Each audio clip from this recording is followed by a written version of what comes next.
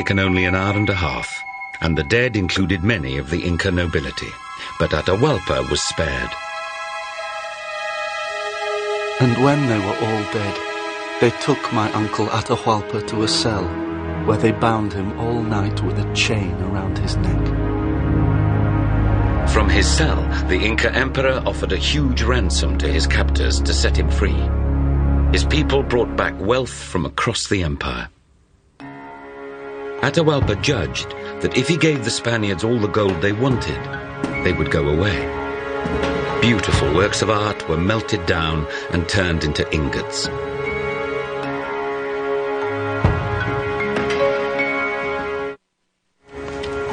Their triumph did not give the Spanish complete control of Peru, but with Atahualpa, their prisoner, encouraged to run his massive empire from captivity, the Spanish were able to move freely without threat. In return, Atahualpa put the magnificent Inca food storehouses at Pizarro's disposal. Imprisoned in Cajamarca, Atahualpa was a long way from his stronghold in Quito. He also had loyal armies in Cusco and Jauja. But the civil war was hardly over, and much of the empire still regarded him as a usurper. They even looked on the Spanish as their allies. Over the mountains in Jauja, Atahualpa's most experienced general still had a large army. Pizarro sent men to invite him to visit Atahualpa. The general had silver horseshoes made to give to the Spaniards. He did not suspect that he too would fall into a Spanish trap. Now the Spanish had another illustrious captive. Through the end of 1532 and on into 1533, Atahualpa ran his empire from captivity. He kept hoping that the Spanish would release him when they collected their ransom. 6 tons of gold and 12 tons of silver had now been collected. All of it was divided between the conquistadores according to their rank. But there was still no sign that Atahualpa would be released. More conquistadores had now arrived from Spain. These newcomers were not part of the original deal. If Atahualpa were dead, perhaps a new deal could be struck to include them. They made up a story that Atahualpa had another army waiting in the hills and had sent orders to attack the Spaniards and rescue him. This was a lie, but Pizarro, nervous that his men might rebel, bowed to pressure. With chilling speed, the Spaniards tried Atahualpa for treason. He was sentenced to death by burning. For the Incas, burning destroyed the soul. To allow him, they said, to preserve his soul, the Spanish made Atahualpa a final offer. If he would convert to Christianity, he would be spared burning and be killed by garroting instead.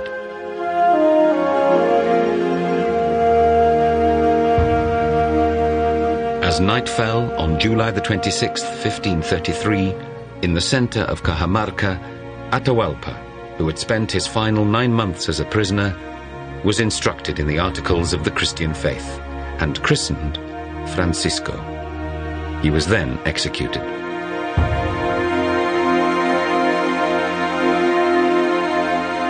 Despite his conversion, the Spaniards burnt his dead body.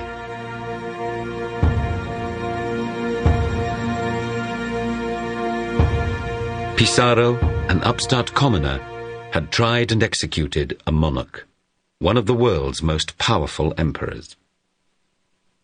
The Spanish king, Charles V, saw it as a dangerous precedent, and Pizarro narrowly escaped disgrace.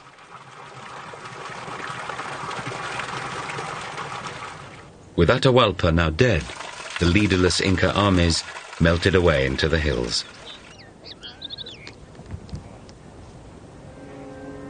The Spanish then moved south, towards the Inca capital, Cusco. This had always been enemy territory for Atahualpa, and Pizarro's force was welcomed. Though several rebellions did come near to forcing the Spanish out of Peru, they never quite succeeded. Finally, the Incas were forced to retreat further into the remoter reaches of their empire. But the most famous Inca site, the jewel of Machu Picchu, tucked away in the mountainous jungles of the Peruvian Andes, was never discovered by the conquistadores.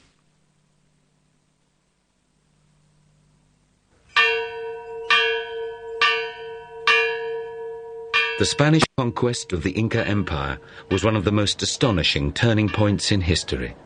With it came death by disease, battle, or starvation for over 90% of the Incas, and the takeover of all Andean countries by the Spanish.